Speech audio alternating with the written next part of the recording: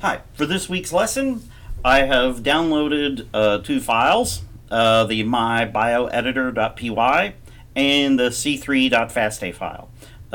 For this lesson, we will need to be working within our Linux virtual machine, so please download those files and put them in an appropriate place that you know where they are and that you can manipulate them from this system.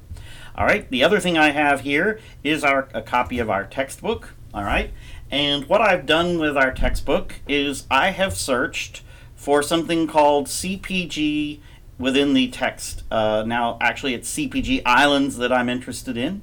All right, so to do that, you would, of course, go to Edit, Find, you type in CpG here, and you get a list of all the places you find CpG within our textbook. Now, the page I'm actually interested in is 693, and what we're going to be doing is we're going to be looking through our sequence today for something called a CpG island, and CpG islands are regulatory elements, and they are kind of like punctuation, just like we see here in our textbook. You have capital letters, you have like the spacing at the beginning of a paragraph, you have periods, things like that. All of these things are punctuation that tell you how to read your text. Well, genes have similar punctuation. All right, they're regulatory elements, and they're typically in the form of sequences. And one very simple sequence that tells you that there may be a gene located somewhere or that something interesting is going on is a C followed by a G. Now, we represent that as CpG. The P just is represented as that's the covalent bond. All right, now these islands, all right, are located near the beginning of genes. So anytime we find them, we should start looking for a gene. So later in the class, we will be using something called the UCSC Genome Browser. It's mentioned here in the book. And that does a lot of what we're doing today for us, but it usually just spits out numbers. We're going to first begin doing these sort of things ourselves so that we see how some of those numbers are calculated so that it's just not some mysterious black box. And the first thing we're going to do, of course, is find C's followed by G's within a sequence. So read through the book, find the areas that talk about CpG islands, read up on them, read the functions, read why they're rare. Those are all things that are testable. All right, and before we go on, though, let's take a look at our FASTA file.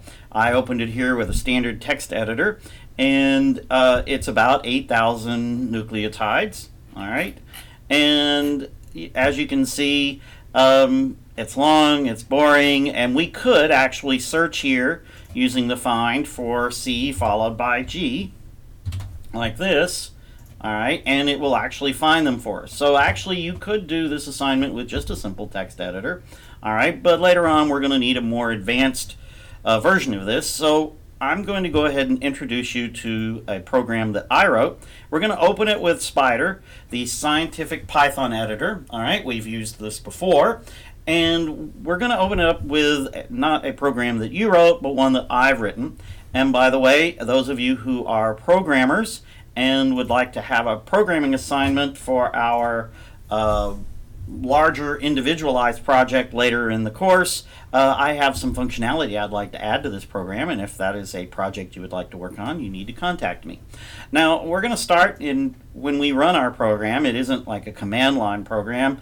It actually opens a GUI, and we're going to open a file, and that file, of course, is going to be our c3.fasta that we just looked at. And as you can see, this is a bit more appealing. We can see the whole sequence. It's nice and centered here on the screen.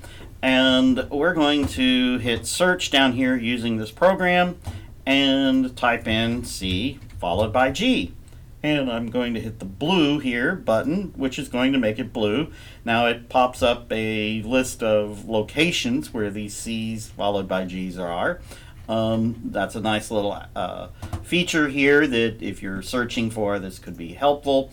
But really what we want to do is get some kind of graphical look at it to get a visual feel for where the C's followed by G's are. Like I said earlier, these are rare things. You usually don't get C's followed by G's, all right, for chemical reasons within the cell, within the genome. So the great thing about this program that I like is that if I don't like the way this is kind of formatted here, I can change it. I think this gives you lots of nice options for visualizing where things are located and how they're related to one another. As in, one sequence is located here, how far apart is it from something else? And so I've changed the look here, and as you can obviously see, that the beginning part of this sequence, these 8,000 base pairs, oops, didn't mean to do that, basically are located, I should say the CpGs are located in the second half of the sequence. And that's telling us that, well, there's probably a gene down here, all right? So I might want to grab the region that seems to have C's followed by G's on there, and I can go Control C. You can't see that on your computer, but if I do that, I have copied that text that I have highlighted here, and I can open up an additional text editor, say right here, and I can go Edit, Paste, and I now have that piece of the sequence which I can turn into a .fasta file, which we've learned how to create in previous classes. So our first lesson is for you to basically download these files, all right, run this program, look at the CpGs, all right, try to figure out what regions are high CpG and low CpG, all right. The exact lesson is located within this week's lesson folder, but this video will show you how to get started on the things that particular lesson asks you to do. You'll be looking for CpGs and in particular transcription start sites. All right, so read up on transcription start sites, CpG islands. Those will be the things that we'll be looking at this week in the lecture part of the class. All right.